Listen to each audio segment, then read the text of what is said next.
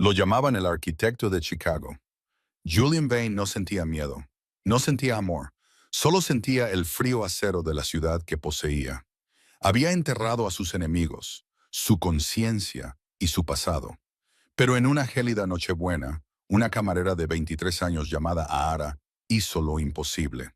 No le apuntó con una pistola, no suplicó por su vida. Simplemente colocó una pequeña caja mal envuelta sobre su mesa. Cuando la abrió, la música se detuvo.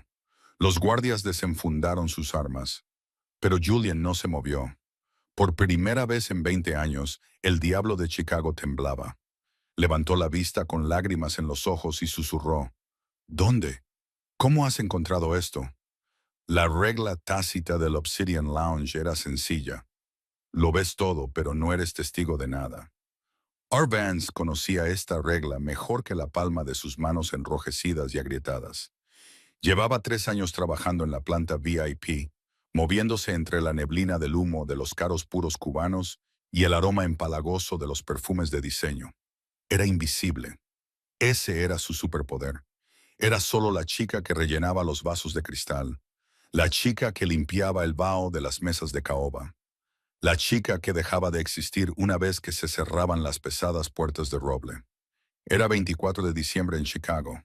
Fuera, el viento del lago Michigan azotaba Michigan Avenue, convirtiendo la ciudad en una nevera. Dentro del obsidiano, la calefacción estaba a toda potencia y la banda de jazz tocaba una versión lenta y melancólica de Noche de Paz. El club estaba casi vacío, salvo por algunos camareros y grandes apostadores que no tenían otro sitio donde ir en Nochebuena. Y por supuesto, él, Julian Vane, estaba sentado en la mesa 4, la mesa circular apartada en el rincón más alejado, envuelta en sombras. Era un hombre que parecía esculpido en granito y vestido por un sastre italiano. Tenía 38 años, aunque sus ojos parecían antiguos. Era el jefe del sindicato Vane, la organización que gestionaba eficazmente la logística, el transporte y las apuestas clandestinas desde el circuito hasta la zona sur. Nunca bebía alcohol en Nochebuena. Eso era lo anómalo. Todas las demás noches, Julian Vane bebía Carraspea Malin Rare Cask Neat. En Nochebuena, pidió una taza de té Earl Grey y se sentó en silencio durante exactamente 3 horas. La mesa 4 necesita que le rellenen el agua caliente. El encargado de planta, Marcus, le espetó a Marcus, un hombre sudoroso que debía demasiado dinero a las personas equivocadas, lo que lo ponía nervioso. No lo mires a los ojos, Ayara. Esta noche está de mal humor. Se rumorea que la familia Moretti intentó atacar uno de sus envíos en la I-90 esta mañana. Sé lo que hay que hacer, Marcus, dijo Ara en voz baja. Se ajustó el delantal negro y revisó el bolsillo. Su corazón latía con fuerza contra sus costillas. Se sentía como un pájaro atrapado. En su bolsillo había una pequeña caja. Estaba envuelta en papel marrón barato que había recuperado de una bolsa de la compra y atada con un trozo de hilo rojo. Parecía patética en comparación con los diamantes y los Rolex que brillaban por toda la sala, pero sabía que valía más que todo el edificio. Cogió la tetera de plata y cruzó la lujosa alfombra. Cuanto más se acercaba a la mesa 4, más pesado se sentía el aire. Julian Vane tenía un aire de solemnidad. Se aclara la garganta. Sus guardaespaldas, 2 hombres enormes llamados Silas y Cole, estaban de pie junto a las columnas, con la mirada recorriendo la sala como tiburones. Lo sabían. La dejaron pasar. Llegó a la mesa. Julian estaba mirando su teléfono, con el ceño fruncido. Estaba escribiendo un mensaje, moviendo los dedos con precisión letal. Su agua, señor Vine, susurró Ara. Julian no levantó la vista. Solo dio un golpecito con el dedo en la mesa, indicándole que debía servirla. Las manos de R estaban firmes mientras vertía el agua humeante, pero su mente iba a toda velocidad. Hazlo ahora. Si no lo haces ahora, nunca lo harás. Había encontrado el objeto hacía 3 semanas, no en una caja fuerte, ni en una alcantarilla, sino en un viejo abrigo de terciopelo que había comprado en un ejército de salvación del lado oeste por $12. Había notado un bulto en el forro, lo había cortado y lo había encontrado. Al principio pensó que era basura. Luego vio la inscripción. Entonces investigó en la biblioteca pública, revisando microfichas de periódicos de 1998.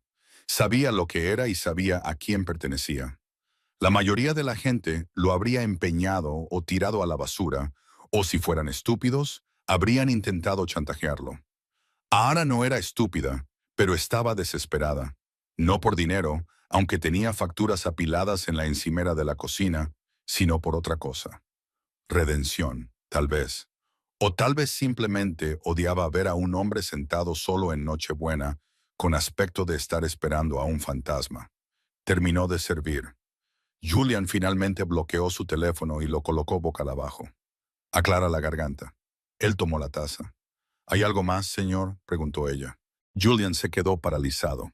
Levantó la vista. Sus ojos eran del color del acero, fríos e impenetrables.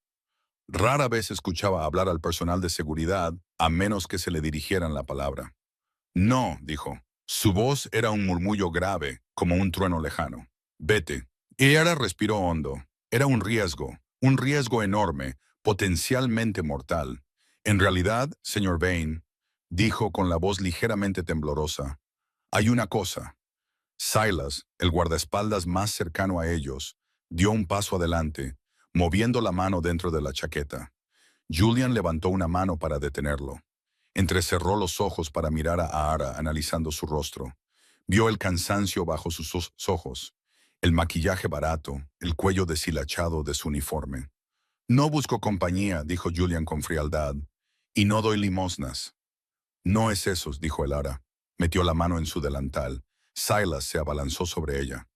Las manos, déjame ver las manos. La banda de jazz dejó de tocar. Los pocos clientes del club se volvieron, sintiendo el repentino aumento de la violencia. Aga congeló su mano a medio sacar del bolsillo. No voy armada, dijo rápidamente, mirando a Julian. Es un regalo de Navidad. Julian la miró fijamente. Lo absurdo de la afirmación parecía confundirlo. Una camarera que le da un regalo de Navidad al jefe de la mafia. «Revísala», ordenó Julian a Silas. El guardaespaldas la cacheó bruscamente, le agarró la muñeca y le quitó la pequeña caja marrón de la mano. La agitó. No hacía tic-tac, era ligera, la olisqueó. «Solo es una caja, jefe». Silas gruñó. «Ponlo sobre la mesa», dijo Julian. Silas colocó el patético paquete sobre la pulida mesa de caoba. Allí quedó, un objeto extraño en un mundo de lujo. «Ábrelo», ordenó Julian a Ara. «Ábrelo tú». Ara dio un paso adelante. Sus dedos jugueteaban con el hilo rojo. Retiró el papel. Dentro había un medallón de plata deslustrado suspendido de una cadena rota. Aclara la garganta. El metal estaba chamuscado por un lado, ennegrecido por el hollín que nunca se había limpiado. Ella se lo empujó hacia él. Julian lo miró con desinterés al principio. Luego su mirada se fijó en las marcas de quemadura. Luego, el grabado específico de una alondra, un pequeño pájaro en la parte delantera. El color se le fue de la cara tan rápido que parecía que le hubieran disparado. Extendió la mano, que normalmente era lo suficientemente firme como para apuntar con una pistola a 50 metros, pero ahora temblaba. Temblaba visiblemente. La taza de cerámica tintineó en su platillo cuando su codo golpeó la mesa. ¿Dónde? La voz de Julian se quebró. Se aclaró la garganta, pero el acero había desaparecido. Se aclara la garganta. Sonaba como un niño. ¿Cómo lo has encontrado? «¡Ábrelo!», susurró el Ara. Julian abrió el medallón con la uña del pulgar temblorosa.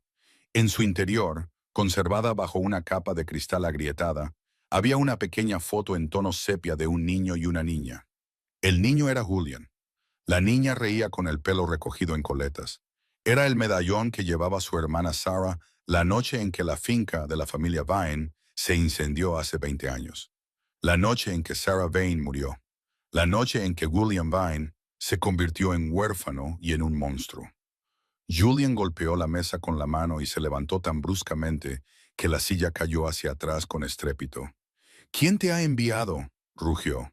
El dolor había desaparecido, sustituido por una aterradora ira. La agarró por el cuello del uniforme y acercó su cara a la de él. «¿Fue Moretti? ¿Es una broma de mal gusto?» Ella ardió, se convirtió en cenizas. «¿De dónde has sacado esto?» Yo no lo robé, gritó el Ara con lágrimas en los ojos. Compré un abrigo vintage. Estaba cosido dentro del forro. Vi la fecha en la parte de atrás, 1998. Lo busqué. Julian respiraba entrecortadamente. La miró fijamente a los ojos, buscando la mentira. Era un detector de mentiras humano. Podía oler el engaño. Pero en los ojos color avellana de Ara, llenos de terror, solo vio miedo y verdad. Volvió a mirar el medallón que tenía en la mano. El hollín, el olor a humo que parecía permanecer en él incluso después de 2 décadas. Silas, dijo Julian, bajando la voz hasta convertirla en un susurro. Trae el coche. Ahora, jefe, tenemos la reunión con el concejal en 1 hora, protestó Silas. ¡Cancélala!, espetó Julian. No soltó a Ara. Tú vienes conmigo. Tengo que terminar mi turno, tartamudeó Ara, mirando al gerente aterrorizado. Ya no trabajas aquí, dijo Julian. Le soltó el cuello, pero le agarró la mano con fuerza. No trabajarás en ningún sitio hasta que descubra la verdad, porque esto, levantó el medallón, se suponía que debía estar en una tumba. El trayecto fue silencioso y sofocante. Ara se sentó en la parte trasera del Mercedes SUV blindado. Los asientos de cuero eran más blandos que su cama en casa, pero se sentía como una prisionera de camino a la horca. Julian se sentó a su lado mirando por la ventana las luces borrosas de Chicago. En su mano no dejaba de frotar con el pulgar el metal chamuscado del medallón. Se aclara la garganta. No había dicho una palabra desde que salieron del club. No fueron a su ático en el centro. En su lugar, el conductor tomó la autopista hacia el norte, en dirección a las lujosas y apartadas fincas de Lake Forest. Se detuvieron ante una enorme verja de hierro en una calle que solo se reconocía por las noticias sobre los ultra ricos de Vinola Drive. Las puertas se abrieron. El coche subió por un largo camino cubierto de nieve y bordeado de pinos que parecían centinelas en la oscuridad. La casa era una fortaleza, moderna, de hormigón y cristal, pero oscura. En el interior, Julian dio una orden cuando el coche se detuvo. El Ara salió al frío glacial. ¿Voy a morir esta noche?, preguntó. No quería decirlo en voz alta, pero las palabras se le escaparon. Julian se detuvo en la puerta principal. Se volvió para mirarla. La luz del porche iluminaba su rostro, los pómulos marcados, la cicatriz que le cruzaba la ceja izquierda. Si quisiera matarte, nunca habrías salido del club. Entra. El interior era minimalista y frío. Suelos de piedra gris, muebles negros, sin árbol de Navidad, sin decoraciones. Era una casa donde la gente dormía, no donde vivía. Julian se dirigió a una barra de bar y se sirvió un vaso de agua. No le ofreció nada a ella. Siéntate. Señaló un sillón solitario. Ara se sentó sin quitarse el abrigo. Se aclaró la garganta. Temblaba en parte por el frío, pero sobre todo por la adrenalina. Mi hermana Julian le dio la espalda. Sara tenía 7 años, yo tenía 18, nuestra casa en la zona sur. La incendiaron, una banda rival. Yo logré escapar. Mis padres no. Sara. Hizo una pausa y bebió un sorbo de agua. Los bomberos encontraron restos en su habitación. Encontraron la cadena de ese medallón, pero nunca encontraron el medallón en sí. Se volvió para mirarme. Entonces dime, ¿cómo es que una camarera termina con el collar de una chica muerta cosido en un abrigo que compró 20 años después? Ya te lo he dicho, Elara, dijo su voz, cobrando un poco de fuerza. Yo compro en el Ejército de Salvación de Holstead. Compré un abrigo de lana gris. Pesaba mucho. Estaban arreglando el dobladillo porque arrastraba y noté algo duro en el forro. Lo corté. ¿Dónde está el abrigo? En mi apartamento de Pilsen. Julian asintió a Silas, que estaba de pie junto a la puerta. Ve a su apartamento. Revuélvelo todo. Encuentra el abrigo. Tráelo todo. No. El Lara se levantó. Mi compañera de piso está allí. No puedes entrar sin más. Siéntate, dijo Julian con calma. Silas será educado a menos que descubra que estás mintiendo. Silas salió cerrando la pesada puerta con un golpe. Julian se acercó a Ara, acercó una silla frente a ella y se sentó inclinándose hacia adelante, con los codos sobre las rodillas. Colgó el medallón entre ellos. Dijiste que lo habías buscado. ¿Por qué? Por la inscripción, dijo a Ara. A mi pequeño amor Alondra, Jay. Y la fecha, 24 de diciembre de 1998. Era Nochebuena. El incendio. Todo el mundo en Chicago conoce el incendio de Vane. Es una leyenda urbana. Busqué en Google la fecha y el nombre Vine. Los artículos mencionaban que la llamabas Alondra. Eres inteligente. Julian dijo que no era un cumplido. Era una acusación. Demasiado inteligente para una camarera que sirve agua. Estaba estudiando derecho antes de que mi padre enfermara. Ara respondió a la defensiva. Tuve que dejarlo para pagar sus facturas médicas. No soy idiota. Julian la estudió. Miró sus manos, ásperas, callosas. Miró sus zapatos gastados. Ella decía la verdad sobre su pobreza. ¿Por qué me lo das?, preguntó en voz baja. Podrías haberlo vendido. Un coleccionista de recuerdos de los asesinatos de Macabra pagaría $5,000 por esto.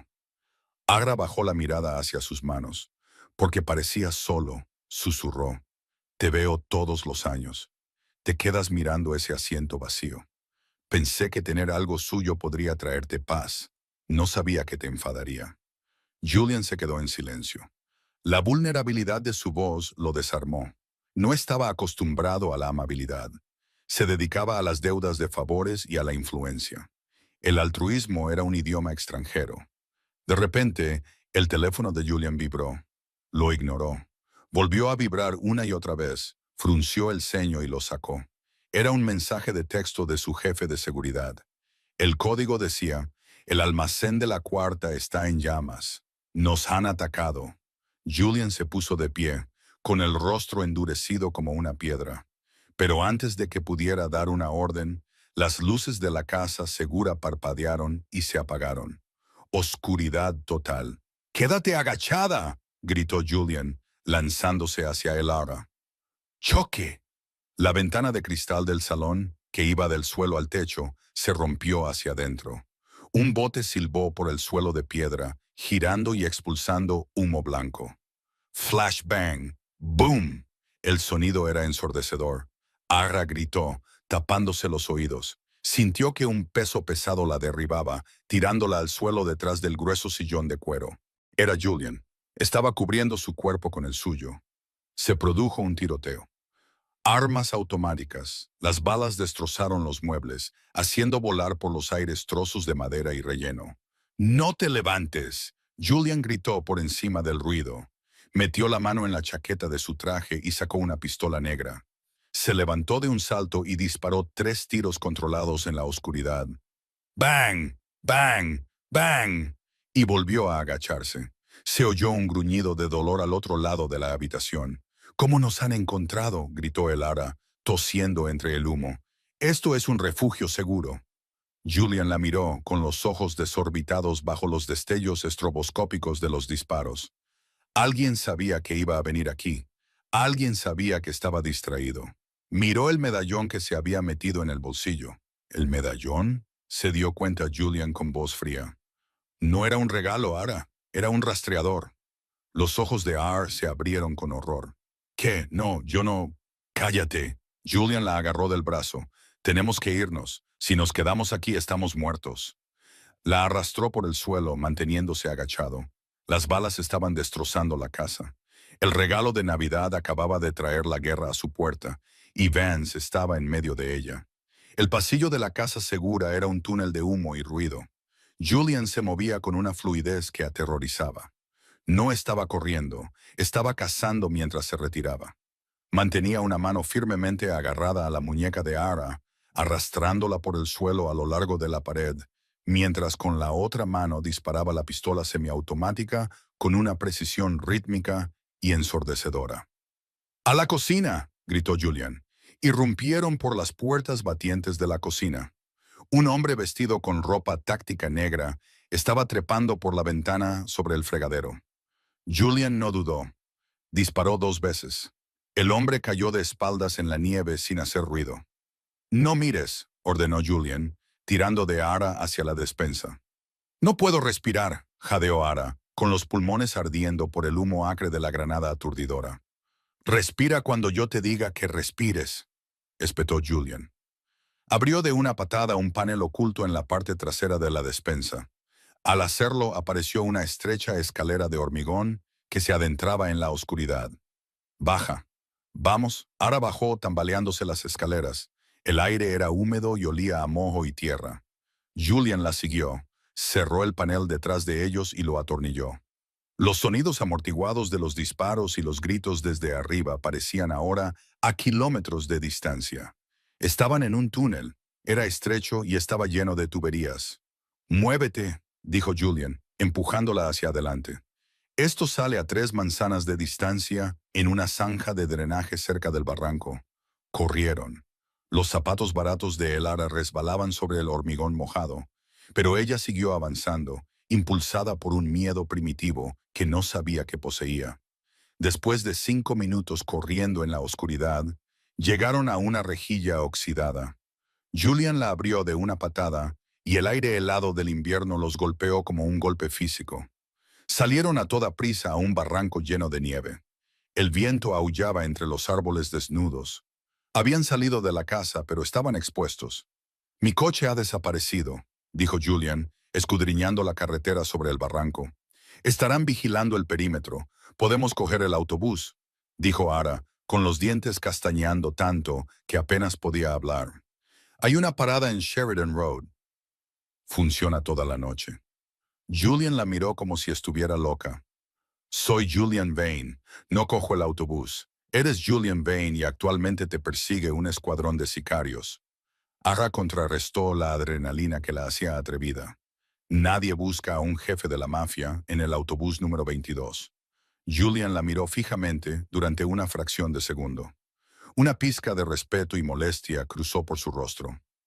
«Está bien». 20 minutos más tarde, estaban sentados en la parte trasera de un autobús urbano casi vacío que se dirigía al sur, hacia la ciudad. Julian había tirado su chaqueta manchada de sangre a un contenedor de basura, quedándose con una camisa blanca que se estaba empapando rápidamente de sangre por un rasguño en el hombro. Se sentó rígido, con la mirada fija en cada pasajero que subía o bajaba. Aga se sentó a su lado, con los brazos cruzados. El autobús estaba sobrecalentado y olía a lana mojada y limpiador de suelos. «Dame el medallón», dijo Julian en voz baja. Aga metió la mano en el bolsillo y se lo entregó. Julian lo cogió. Esta vez no miró la foto. Sacó un pesado bolígrafo de plata de su bolsillo y lo clavó en la junta del medallón, arrancando la parte trasera con fuerza bruta. ¡Snap! La placa trasera de plata se desprendió. Oculto detrás de la foto sepia de los niños había un pequeño disco negro plano no más grande que una pila de reloj. Una luz roja parpadeaba lentamente en él. Un rastreador. Elara susurró horrorizada. «Lo juro. Juro por Dios que no lo sabía». Julian aplastó el dispositivo entre el pulgar y el índice hasta que el plástico se rompió. Luego dejó caer los pedazos al suelo del autobús y los aplastó con su costosa bota de cuero. «Te creo», dijo Julian con voz monótona. Agra parpadeó. «Sí, lo haces. Si estuvieras trabajando para ellos, no estarías aquí sentada temblando. Los habrías llevado hasta mí y habrías desaparecido. No eres la asesina, Ahera. Tú eres el cebo». Se volvió para mirarla. Las duras luces fluorescentes del autobús resaltaban el cansancio de su rostro. Alguien quería que encontrara este medallón. Julian analizó su mente como si fuera un ordenador. Sabían que si veía el collar de mi hermana, actuaría de forma irracional. Me aislaría. Iría al único lugar donde me sentía cerca de su recuerdo. La casa de los Venola. Era una trampa diseñada para usar mi dolor en mi contra. «¿Quién te odia tanto?», preguntó Ara. Julian miró por la ventana la ciudad que pasaba. «Todo el mundo, pero solo unas pocas personas saben lo del medallón. Esa información murió en el incendio hace 20 años, o eso creía yo». Volvió a mirarla. «Dijiste que lo encontraste en un abrigo». «Sí, un abrigo de lana gris. Necesitamos ese abrigo», dijo Julian, entrecerrando los ojos. «El medallón era el cebo. El abrigo podría ser el mapa». «Silus está en mi apartamento», dijo Arara, sintiendo de nuevo el pánico. «Si los malos me están siguiendo, entonces Silas está cayendo en una emboscada», concluyó Julian. Sacó un segundo teléfono desechable, más pequeño, de la funda que llevaba en el tobillo. Marcó un número. Silus, dijo Julian por teléfono, aborta la búsqueda, sal del edificio, trae el paquete si lo tienes, reúnete conmigo en la fundición. Colgó y miró a Ara. Nos bajamos. Próxima parada. La fundición no era un club, era una acería en desuso en el páramo industrial del sur de Chicago. Una reliquia de una época en la que la ciudad construía rascacielos en lugar de negociar con acciones. También era donde Julian Vane guardaba sus activos extraoficiales. Entraron por una puerta lateral oxidada. El interior era cavernoso y olía a aceite y hierro frío. En el centro del amplio suelo, un único módulo de oficina se había convertido en un espacio habitable. Julian empujó a Ara al interior. Hacía calor. Había un sofá de cuero, un botiquín de primeros auxilios y una pared llena de monitores que mostraban las imágenes de las cámaras del exterior. «Quítate la camisa», dijo a Ara. Julian congeló su mano en la funda. «Disculpa, tu hombro», señaló Ara. «Está sangrando a través de la camisa blanca. Tiene mal aspecto. ¿Puedo vendártelo?» Julian miró su hombro. La adrenalina estaba desapareciendo y el dolor comenzaba a aparecer. Gruñó y se desabrochó la camisa, quitándosela. Ara intentó no mirar fijamente. El torso de Julian era un mapa de violencia. Había cicatrices de cuchillos, cicatrices de balas y una larga marca de quemadura irregular que le recorría el costado derecho, un recuerdo del incendio que mató a su familia. Tenía el físico de un gladiador, músculos sobre una capa de trauma. Ella cogió el antiséptico y las vendas del botiquín. «Siéntate». Julian se sentó en el borde del escritorio. Mientras Lara limpiaba las heridas, el silencio entre ellos cambió. Ya no era el silencio entre depredador y presa, era la intimidad de la supervivencia.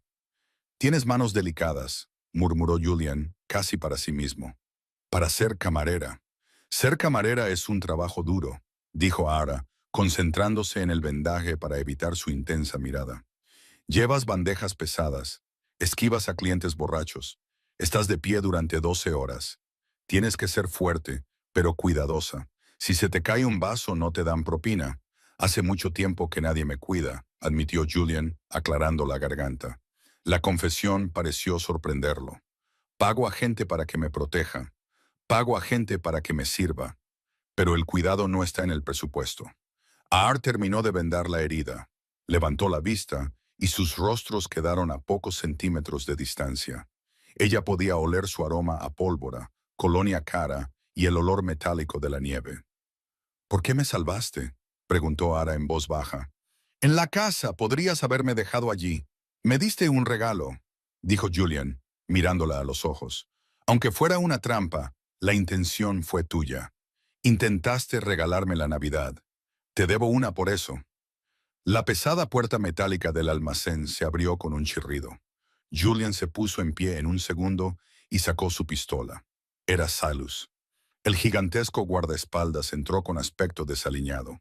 Su traje estaba rasgado y tenía un labio partido. Llevaba una gran bolsa de basura de plástico. «Jefe». Silas asintió, respirando con dificultad. Los hombres de Moretti estaban esperando en el vestíbulo de su edificio. Tuve que subir por la escalera de incendios. Apenas pude escapar. «¿Lo conseguiste?», preguntó Julian, enfundando su arma.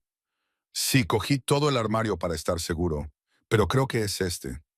Silas vació el contenido de la bolsa sobre el escritorio. Salieron unas cuantas sudaderas baratas, una chaqueta vaquera y un pesado abrigo de lana gris carbón. Era elegante, pero con un estilo claramente vintage. Julian extendió la mano y tocó la tela. Pasó la mano por la solapa. «Esto no es solo un abrigo», susurró Julian. Cogió el abrigo y lo sostuvo a contraluz. Le dio la vuelta, mirando el forro donde Ara lo había cortado para encontrar el medallón. «El Ara», dijo Julian, con la voz temblorosa de nuevo. «¿Dónde lo compraste exactamente?» «En el Ejército de Salvación de Holstead, hace 3 semanas. Estaba colgado allí». Julian rasgó más el abrigo, buscando la etiqueta interior. La encontró cerca del dobladillo inferior. Era una etiqueta de seda descolorida, de un sastre personalizado. «Marino & Sons, Milano». «Mi madre compraba en Marinos», dijo Julian, con el rostro pálido. Era italiana. Se hacía los abrigos a medida. Entonces, ¿es el abrigo de tu madre?, preguntó Ara. Del incendio. No, dijo Julian. Ese es el problema. Mira la etiqueta de la tintorería. Señaló una pequeña etiqueta de papel amarillenta grapada a la etiqueta de cuidado, del tipo que utilizan las tintorerías para rastrear las prendas. La tinta estaba descolorida, pero legible. Tintorería West Loop Press, fecha 02214-2005. La habitación quedó en silencio.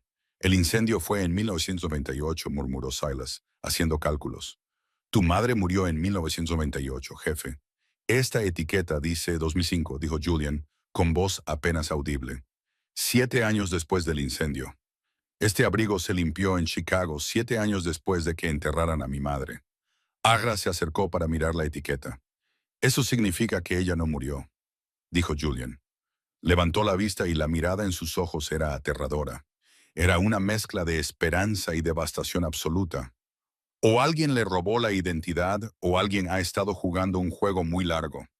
El medallón se dio cuenta de que estaba en el forro. Si tu madre o quien quiera que llevara esto escondió el medallón en el forro en 2005, ¿por qué ha aparecido ahora en una tienda de segunda mano? Porque alguien ha muerto recientemente, dijo Julian. O alguien ha sido descuidado. Quien quiera que guardara este abrigo, lo perdió. Agarró el abrigo y se lo echó al hombro. Silas, súbete al coche, el coche de verdad. ¿A dónde vamos, jefe? A West Loop Press, Julian dijo. La tintorería sigue abierta. Paso por delante todas las semanas. Nunca me detuve. Nunca se me ocurrió mirar. Se volvió hacia Arara, extendió la mano y le acarició la cara con la palma. Su pulgar le rozó el pómulo. No tienes ni idea de lo que has desencadenado, Ara, dijo. No solo has encontrado un regalo de Navidad, has desenterrado una tumba. Voy contigo, dijo el Ara con firmeza. Va a ser peligroso. Moretti es solo un sicario. Quien quiera que esté detrás de esto es de la familia. O lo era. No tengo nada que perder. El Ara dijo, mi apartamento está comprometido. He perdido mi trabajo y quiero saber cómo termina la historia. Julian la miró fijamente durante un largo rato y luego asintió. Una sonrisa oscura y peligrosa se dibujó en sus labios. Entonces vamos a por tu regalo de Navidad, dijo. Creo que me toca darte uno a mí. ¿Qué es? Venganza, dijo Julian. Y la verdad, West Loop Press era una reliquia de una época pasada. Era un pequeño edificio de ladrillo encajado entre 2 bloques de apartamentos de cristal, obstinado y manchado de suciedad. Eran las 3 de la madrugada del día de Navidad. El letrero de neón zumbaba de forma errática, proyectando una luz rosada enfermiza sobre la nieve. Julian apagó el motor del coche real, un sedán Ford anodino que guardaba para emergencias. Silas se sentó en la parte trasera, comprobando el cargador de su Glock. «Quédate aquí», le dijo Julian a Ara. «No», dijo Arara, alcanzando la manija de la puerta. «Si el dueño es un anciano, le va a dar un ataque al corazón si ve entrar a 2 gigantes con camisas manchadas de sangre. Yo voy. Yo parezco inocente». Julian la miró. Tenía el uniforme roto. Llevaba el pelo revuelto y parecía como si hubiera atravesado una zona de guerra. Pero tenía razón. No parecía una asesina. Aclara la garganta. «Está bien. Quédate detrás de mí». Se acercaron a la puerta de cristal. Estaba cerrada con llave. Julian no se molestó en buscar ganzúas. Se quitó la pesada bota y pateó el cristal justo al lado del cerrojo. Se rompió con un crujido sorprendentemente silencioso. Metió la mano y abrió la cerradura. Entraron en un local que olía a almidón al vapor y productos químicos viejos. Las perchas con ropa en la cinta transportadora parecían fantasmas colgados en las sombras. «¿Quién anda ahí?», una voz tembló desde la trastienda. «Tengo una escopeta». Un anciano en pijama salió tambaleándose con una escopeta de doble cañón que parecía más vieja que él. Le temblaban mucho las manos. «Señor Henderson», dijo Julian con voz tranquila pero autoritaria. Se acercó a la luz. El anciano entrecerró los ojos. Bajó ligeramente el arma. «Señor Vane, ¿es usted? Creo que vi el incendio en las noticias». «Baje el arma, Arthur». Julian dijo. Necesito ver su libro de contabilidad, el físico, de 2005. ¿El libro de contabilidad? Henderson se secó el sudor de la frente. Señor Vane, es Navidad. No lo tengo. Julian dio un paso adelante. La amenaza emanaba de él en oleadas. No tengo tiempo para nostalgias. Aquí se limpió un abrigo de lana gris, marino e hijos. El número del ticket termina en 402. Henderson palideció. Dejó caer la escopeta sobre una pila de ropa sucia. La señora de rojo susurró. ¿Quién? Preguntó Ara, saliendo de detrás de Julian. Henderson miró a Ara y luego volvió a mirar a Julian. Nunca dio su nombre, carraspeó, pero vino todos los meses durante 10 años. Siempre traía los mismos 3 abrigos. Siempre pagaba en efectivo. Billetes nuevos de $100. 10 años. Julian sintió que la habitación daba vueltas. ¿Cuándo dejó de venir? Hace 2 semanas, dijo Henderson. Su chofer, un hombre grande, calvo, aterrador, entró y dijo que ella ya no necesitaría los servicios. Dijo que había fallecido. Me pidió que donara la ropa. La envié al Ejército de Salvación en Holstered. Describe al chofer, exigió Julian. Tenía unos tatuajes enormes en el cuello. Una telaraña. Julian intercambió una mirada con Silos. La araña. Julian gruñó. Es un matón de la familia Russo. Un matón de Lowell.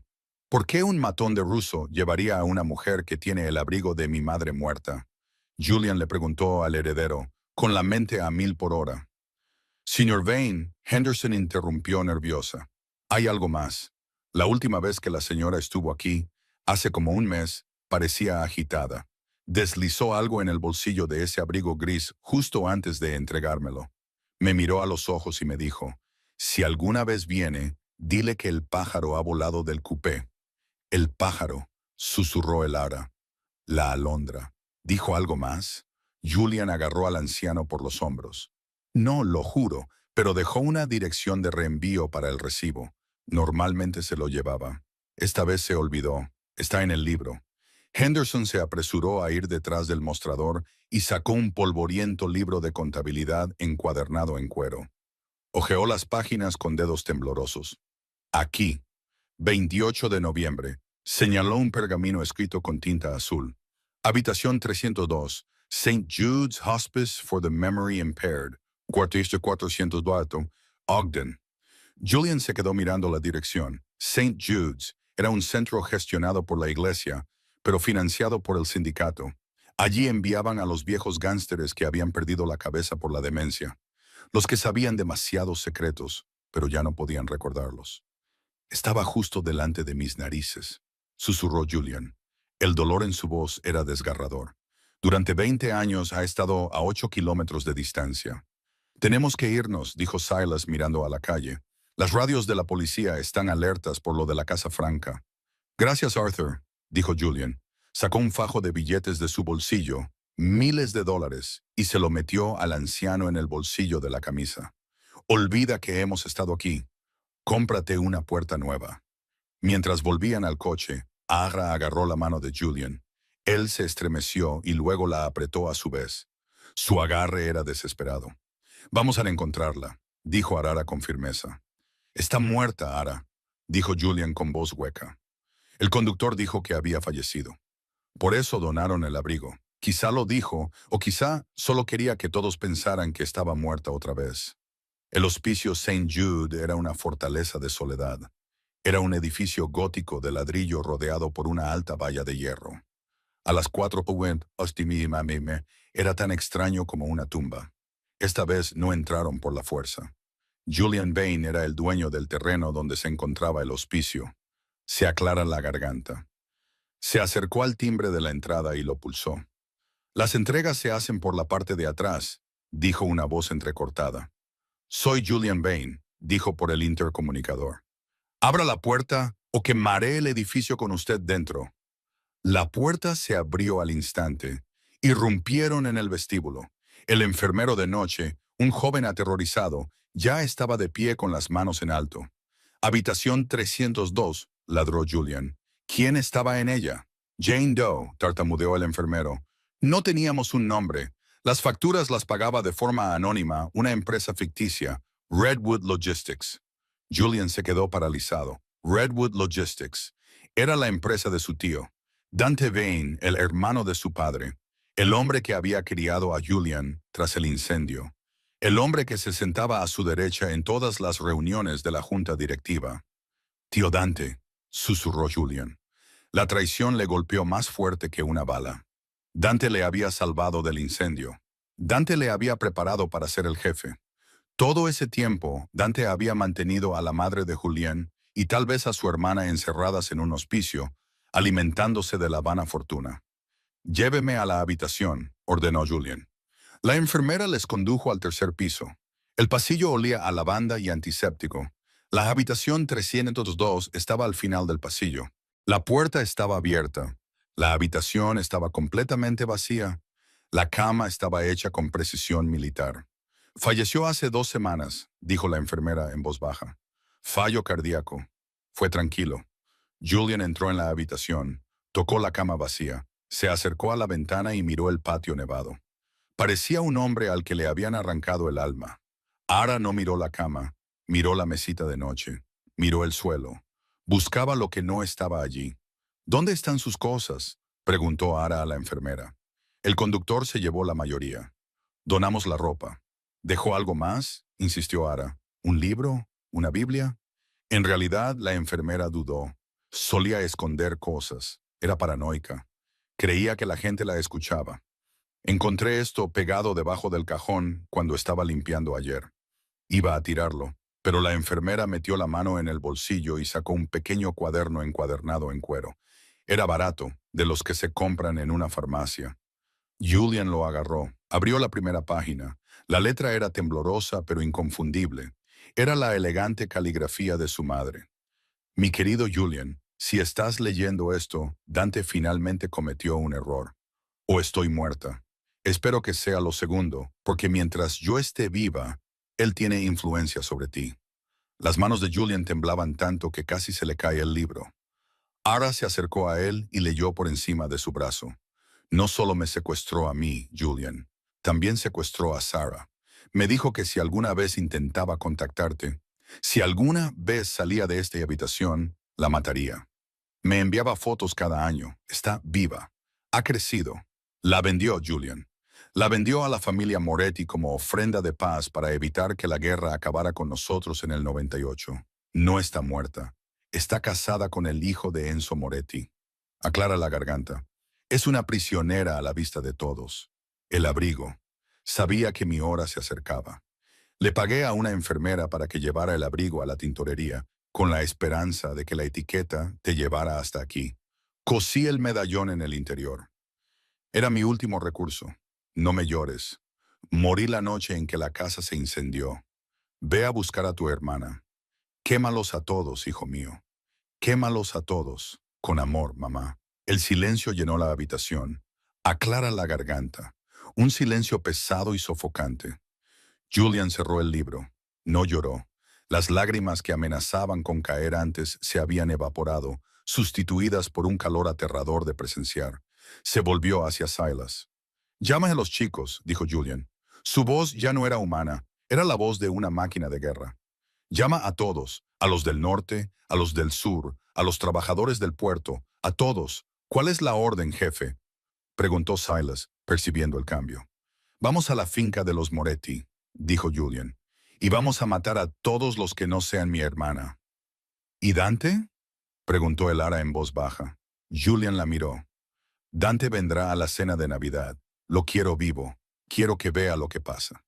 Se dio la vuelta para marcharse, pero ella le bloqueó el paso. «Yo también voy», dijo ella. «No», dijo Julian. «Esto es la guerra, Elara. Una guerra de verdad. Balas, bombas. Vuelve a la fundición. Quédate a salvo». «Me necesitas», dijo ella. «No necesito a nadie», gritó Julian, perdiendo finalmente la compostura. «Sí que me necesitas», le gritó Ara agarrándole por las solapas. «Estás enfadado. Estás ciego de rabia. Vas a caer en una trampa. Dante sabe que vendrás a por Sarah. Lo está esperando. Necesitas a alguien que no piense como un gángster. Necesitas a alguien que piense como un don nadie, como una camarera. Julian la miró fijamente. Sus ojos color avellana eran feroces, ardían con un fuego que igualaba al suyo. He encontrado el medallón, dijo ella. Encontré el abrigo. Encontré el libro de contabilidad. Te he traído hasta aquí. Déjame terminarlo. Julian dudó. Miró el cuaderno que tenía en la mano. Quémalos todos. Quédate en el coche, dijo Julian. Si muero, corre. Trato hecho. Ara mintió. Julian se volvió hacia Silas. Es la mañana de Navidad, Silas. Sí, jefe. Vamos a repartir algunos regalos. La finca Moretti no era una casa. Era una fortaleza de piedra blanca situada en un acantilado con vistas a la extensión helada del lago Michigan. Era la mañana de Navidad, las 7 UCLA. El sol salía, proyectando un tono rojo sangre sobre los terrenos cubiertos de nieve. Dentro de la finca, el ambiente era festivo, pero tenso. La larga mesa del comedor estaba puesta con plata y cristal. A la cabecera estaba Enzo Moretti, el anciano crepúsculo. A su derecha, su hijo, Luca. A su izquierda, una mujer de ojos hundidos y diamantes carísimos, Sarah Vane. Y junto a ella, bebiendo un espresso con una sonrisa relajada, estaba Dante Vane. Estaban celebrando una fusión. El territorio de los Vane estaba siendo repartido. Dante estaba cediendo los derechos del imperio de su sobrino a cambio de seguridad y un puesto en la mesa. Afuera, el silencio de la mañana se rompió con el rugido sordo de los motores. No era un solo coche, eran 50. Una caravana de todoterrenos negros, camiones y sedanes invadió las puertas principales. No se detuvieron ante el interfono. El camión que iba en cabeza, una quitanieves reforzada robada de la flota municipal, atravesó las puertas de hierro oxidado con un chirrido de metal desgarrado. Las sirenas de alarma comenzaron a sonar. ¿Qué es esto? Enzo Moretti se levantó, tirando su copa de vino. Dante Vine se acercó a la ventana, con el rostro pálido. Es Julian. Se supone que está muerto. Mis hombres dijeron que estaba atrapado en el refugio. Dijiste que te habías encargado de él, gritó Luca Moretti, sacando una pistola chapada en oro. Afuera, el terreno estalló en caos. Los hombres de Julian salieron de los vehículos. No eran solo matones callejeros. Eran estibadores, sindicalistas, gente de Chicago que había sido alimentada y protegida por el sindicato Vine durante décadas. Se enfrentaron a los guardias de Moretti en la nieve. En medio de la tormenta caminaba Julian Vane. Llevaba un pesado chaleco táctico sobre su camisa de vestir y un rifle de asalto en las manos. No corría. Caminaba con la aterradora inevitabilidad de la parca. Silas se encarga del ala oeste, ordenó Julian por el auricular. Yo quiero el comedor. Jefe, tienes un seguidor. Se oyó la voz de Silas a través de la radio. Julian se dio la vuelta. Aga corría detrás de él, agachándose detrás de la fuente de mármol. Te dije que te quedaras en el coche, rugió Julian, disparando una ráfaga de fuego de cobertura a un francotirador situado en un balcón. No soy un soldado, pero sé cómo encontrar cosas perdidas. El ara le gritó.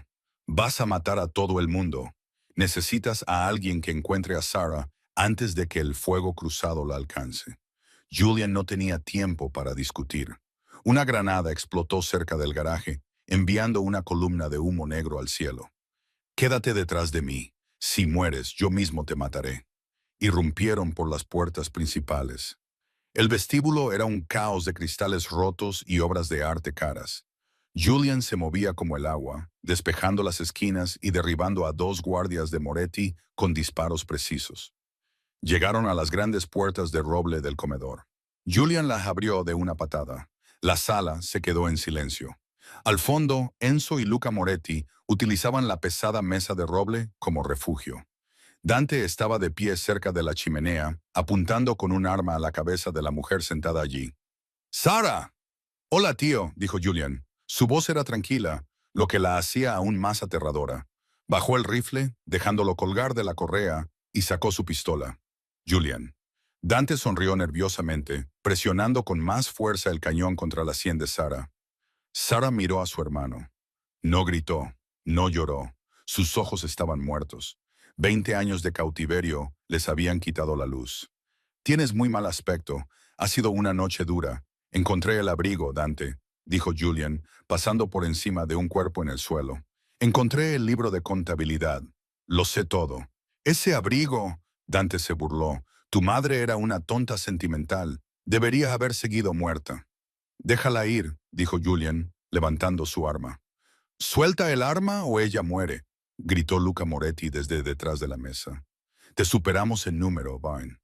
¿Ah, sí? Preguntó Julian. De repente, las ventanas detrás de los Moretti se hicieron añicos hacia adentro. Silas y tres de los mejores matones de Julian se balancearon en cuerdas desde el tejado, rompiendo el cristal. En la confusión, Luca se volvió para disparar a Silas. ¡Bang! A Luca le hizo un agujero de bala en el pecho, pero el disparo no vino de Silas, no vino de Julian, vino de Strayu. En una fracción de segundo de distracción, Curavein había sacado un cuchillo de la mesa y se lo había clavado a Dante en el muslo.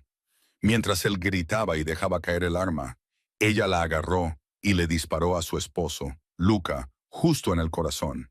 Julian gritó y corrió hacia adelante. Dante, sangrando y desesperado, se arrastró hacia atrás, hacia la chimenea. Agarró un pesado atizador de latón y lo balanceó violentamente.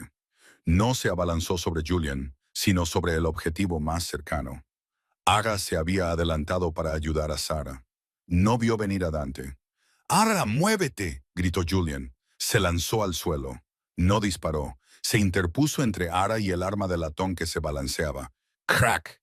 El atizador golpeó la cabeza de Julian con un sonido repugnante. Cayó con fuerza, salpicando de sangre el mantel blanco. «¡No!», gritó Ara. No retrocedió. La adrenalina de la noche, la ira por la injusticia, la embargó. Agarró una pesada jarra de cristal de la mesa y se la estrelló en la cara a Dante con toda la fuerza de una mujer que había llevado bandejas pesadas durante 5 años. Dante trastabilló hacia atrás, cegado por el brandy y los cristales. Sara se levantó. Se acercó a Dante con la pistola temblando en la mano. «Sara, no». Dante gorjeó, con la sangre brotándole de la nariz. «Te mantuve con vida. Tú me mantuviste como una mascota», susurró Sara. Su voz sonaba ronca por la falta de uso. Apretó el gatillo. 1, 2, 3 veces. Dante Vane cayó en la chimenea, con las llamas lamiendo su caro traje. El silencio se apoderó de la habitación. Los disparos del exterior habían cesado. Los hombres vanidosos habían asegurado el perímetro. Ara se arrodilló junto a Julian. Estaba consciente, pero apenas. La sangre le corría por la cara, cegándole un ojo. «Julian», sollozó, presionando sus manos contra la herida de su cabeza. «Julian, mírame». Parpadeó, con sus ojos gris acero, y encontró los de ella. Su mano, normalmente tan firme, se levantó y tomó la de ella. Temblaba. «¿Lo hemos conseguido?», susurró. «¿Conseguir qué?», gritó el Ara, con lágrimas cayendo sobre su rostro. «¿El regalo?», murmuró él. «¿Conseguimos el regalo?». Agra levantó la vista. Sara estaba de pie junto a ellos. Miró a su hermano y luego al medallón que se había caído del bolsillo de Julian durante la pelea, el medallón de plata chamuscado. Sara soltó el arma y cayó de rodillas abrazando a Julian. «Jules», lloró, «has venido». Se aclara la garganta. Julian sonrió, una sonrisa débil y sincera que transformó su rostro marcado por cicatrices. Parecía la mejor Navidad de su vida. Jadeó antes de que sus ojos se pusieran en blanco y se desmayara un año después. El Obsidian Lounge estaba cerrado al público. El cartel de la puerta decía «Evento privado». El interior del club estaba irreconocible. Había árboles de Navidad en cada rincón, cubiertos de oro y plata. Había un gran banquete sobre las mesas. Se oían risas fuertes, risas que resonaban en las paredes. Sarah Vane estaba sentada en la barra. Tenía un aspecto diferente. Llevaba el pelo cortado en un bob marcado. Su vestido era elegante y había recuperado el brillo en los ojos. Dirigía la Fundación Vane. Ahora convertía el dinero manchado de sangre de la familia en orfanatos y refugios. Se reía de un chiste que Silas acababa de contar. En la mesa circular del fondo, en la mesa 4, estaba sentado Julian Vane. Tenía una leve cicatriz blanca en la sien, casi oculta por el pelo. No estaba bebiendo té, sino champán. Ara se deslizó en el asiento junto a él. No llevaba el uniforme de camarera. Llevaba un impresionante vestido verde esmeralda a juego con la estación. Le puso una mano en la rodilla. «Pareces nervioso», bromeó Ara. «Yo no me pongo nervioso», mintió Julian, ajustándose la corbata.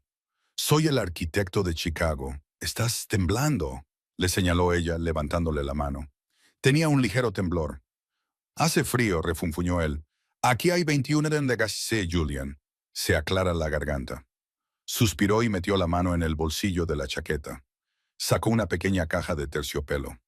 «El año pasado», dijo Julian, con la voz bajando a ese tono íntimo que aún la hacía estremecerse. «Me diste un regalo que destruyó mi vida. Incendiaste mi negocio, hiciste que me dispararan, me provocaste una conmoción cerebral y desencadenaste una guerra entre bandas». «De nada», sonrió Ara. «Pero», continuó Julian, suavizando la mirada, «también me devolviste a mi hermana. Me devolviste mi pasado y me diste un futuro». Abrió la caja. Dentro no había un diamante del tamaño de una pista de patinaje. Era un anillo, sí, pero la piedra era única. Era una gema de corte personalizado, de color avellana oscuro con destellos dorados, exactamente del color de los ojos de Ara. Y grabada en el anillo de oro había una pequeña y delicada alondra. «El Lara Vance», dijo Julian, deslizándose del asiento de la mesa hasta quedar sobre una rodilla. La música del club se detuvo. Sarah se levantó y se tapó la boca con las manos. Silas sonrió. «No quiero estar solo en la oscuridad nunca más. ¿Quieres casarte conmigo?» El Lara miró al hombre que había sido un monstruo, que se había convertido en un salvador y que ahora era solo un hombre aterrorizado por el rechazo. «¿Cómo lo has encontrado?», susurró ella, imitando sus palabras de hacía un año. «Lo encontré», dijo Julian, «porque te estaba buscando». «Sí», dijo el Lara, con lágrimas en los ojos. «Sí, idiota». «Sí». Le deslizó el anillo en el dedo. Sus manos aún temblaban, pero cuando ella le rodeó el cuello con los brazos y le besó, el temblor cesó. Por primera vez en 21 años, el arquitecto estaba tranquilo. Afuera, la nieve comenzó a caer sobre Chicago, cubriendo las cicatrices de la ciudad con un manto de blanco puro y limpio. Y así fue como un abrigo de $10 comprado en una tienda de segunda mano y una camarera con un corazón valiente pusieron de rodillas a la mafia. Julian Vane pensó que estaba pagando por un pecado, pero terminó comprando una segunda oportunidad. Resulta que el arma más peligrosa del inframundo no es una pistola ni una bomba. Es la verdad envuelta en papel marrón y atada con hilo rojo. ¿Qué opinas? ¿Fue la traición de Dante Vine el mal definitivo? ¿O fue solo producto de un mundo brutal? Y si fueras el Lara, ¿habrías entrado en ese almacén? Cuéntamelo en los comentarios. Si te ha gustado esta historia de peligro, traición y redención, dale al botón de me gusta. Nos ayuda a contar más historias como esta. No olvides suscribirte y pulsar la campana de notificaciones para no perderte ninguna publicación. Gracias por escuchar y hasta la próxima. Ten cuidado con lo que compras en las tiendas de segunda mano. Nunca se sabe qué secretos puedes descubrir.